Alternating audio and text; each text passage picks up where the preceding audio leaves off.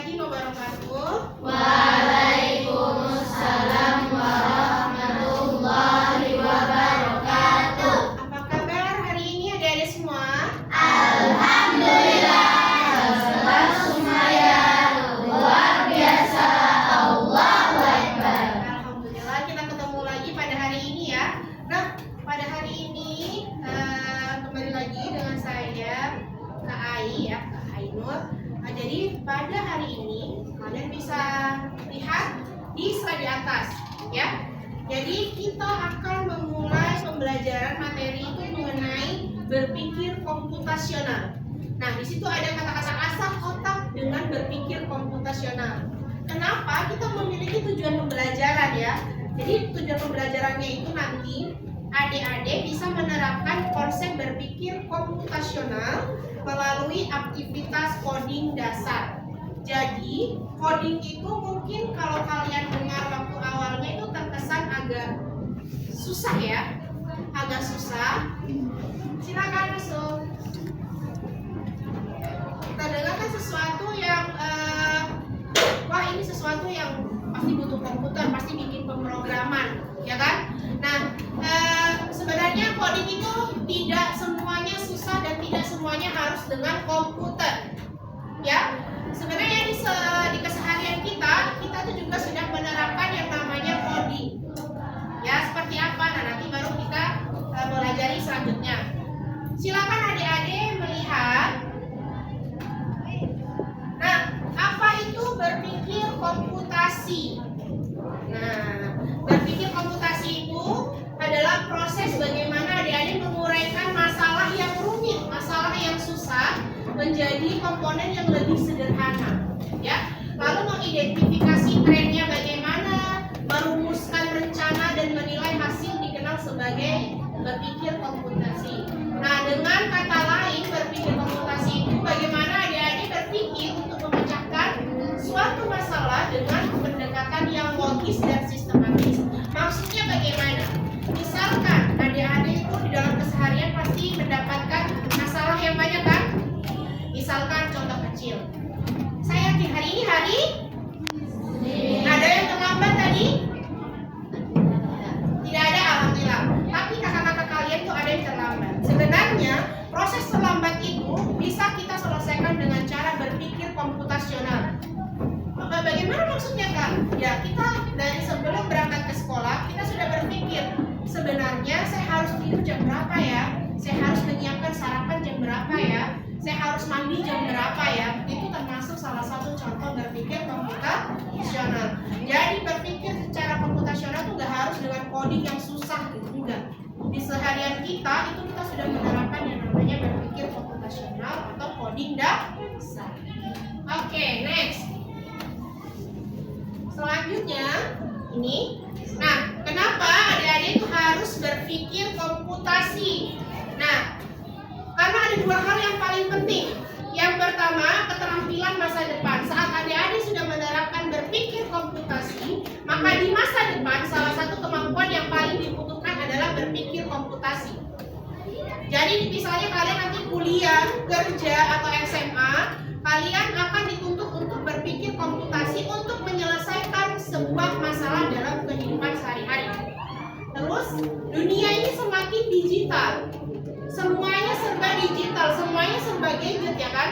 Nah, dari kecanggihan teknologi dan integrasinya di kehidupan kita, maka cara berpikir kita dituntut untuk lebih maju. Ya, contohnya adalah saat sekarang bagi anak-anak pelajar nih, pasti kalian punya HP kan? Pasti setiap hari saya yakin kalian pegang HP, nggak mungkin tidak. Nah, untuk anak-anak pelajar seperti kalian saat mengerjakan tugas pasti tidak hanya kalian melalui buku dong, tapi juga banyak AI yang pernah kalian pakai, misalnya seperti Gemini, ChatGPT, itu termasuk salah satu penerapan coding dan berpikir komputasional. Tetapi saya tekankan, tidak semuanya itu harus diselesaikan dengan AI.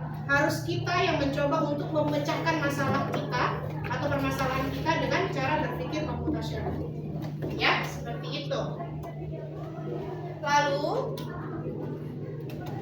bagaimana proses berpikir berpikir komputasi itu berlangsung. Ada tahapannya adik-adik. Jadi tahapannya itu seperti ini. Nah, dalam berpikir kritis itu ada 4 cara atau 4 tahapan, ya. Yang pertama itu ada kemampuan dekomposisi, yang kedua abstraksi namanya, yang ketiga pengenalan pola, dan yang terakhir algoritmik. Nah, seperti apa? Seperti ini. Dekomposisi. Kalian mempunyai masalah yang besar, ya. Nah, di proses pemecahan masalah itu menjadi submasalah yang lebih kecil lagi. Untuk apa? Untuk memperingan kerja kalian.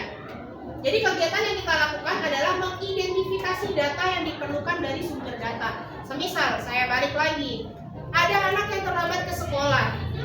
Berarti dia harus memikirkan bagaimana besok dia nggak terlambat lagi ke sekolah, ya kan? Berarti pada malam harinya atau pada sore harinya dia harus membuat sebuah jadwal. Oh, saya sore hari sepulang sekolah saya harus ngapain? Saat maghrib saya harus ngapain? Setelah maghrib saya harus ngapain? Sampai pada besok harinya sebelum berangkat ke sekolah. Itu adalah proses dekomposisi, ya.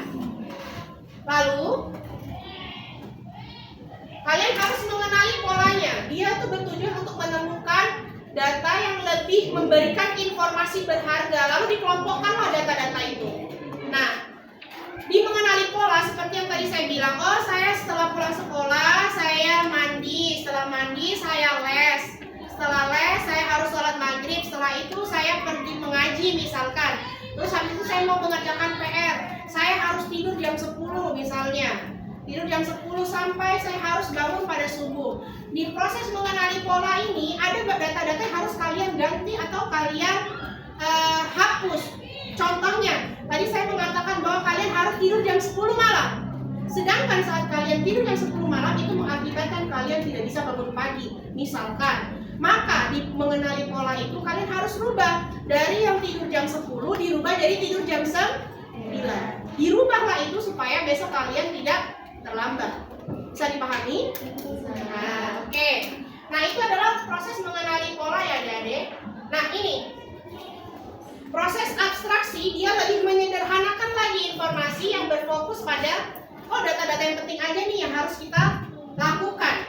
Jadi kita abaikan data-data yang tidak relevan. Setelah itu nanti kalian menggunakan data yang menurut kalian itu lebih penting. Contohnya tadi saya sudah sebutkan, mulai dari kalian sore hari pulang sekolah sampai besok paginya. Nah, dari prosesnya itu misalkan pada waktu pagi hari saya melakukan membersihkan sepatu saya.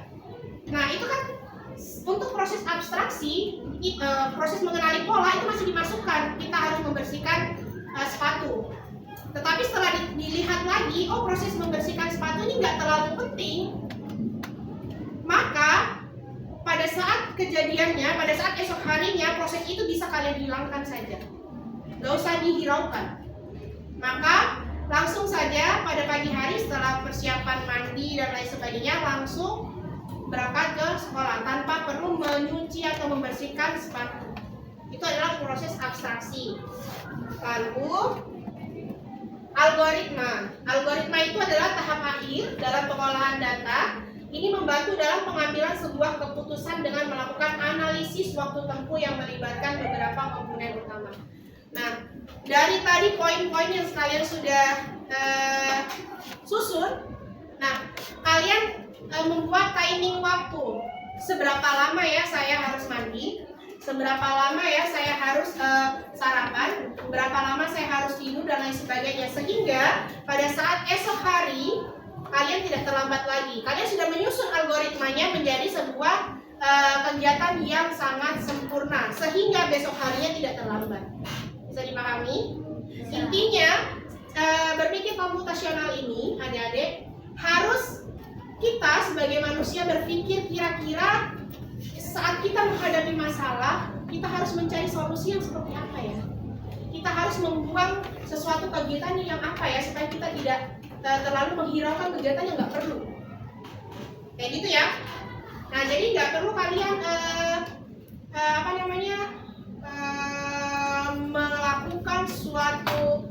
kegiatan yang nggak harus dilakukan, sehingga itu menghambat pekerjaan kalian. Kayak gitu. Nah sama seperti ini. Nanti gamesnya di next meeting ya, saya akan kasih kalian games tentang berpikir komputasional. Salah satunya adalah ada apa ya kita labirin, bisa kita bilang labirin. Nah, labirin ini kalian harus menentukan rute keluar yang paling efektif. Ini salah satu penerapan dari berpikir komputasional. Jadi bagaimana nanti kalian berkelompok mencari tahu bagaimana kalian bisa keluar dari labirin ini dengan keadaan yang tidak salah. Seperti itu ya. Oke. Terima kasih. Ini adalah materi awal mengenai berpikir komputasional. Setelah ini baru next meeting baru saya akan berikan lembar kerja untuk penerapan KKA dalam hal berpikir komputasional. Oke?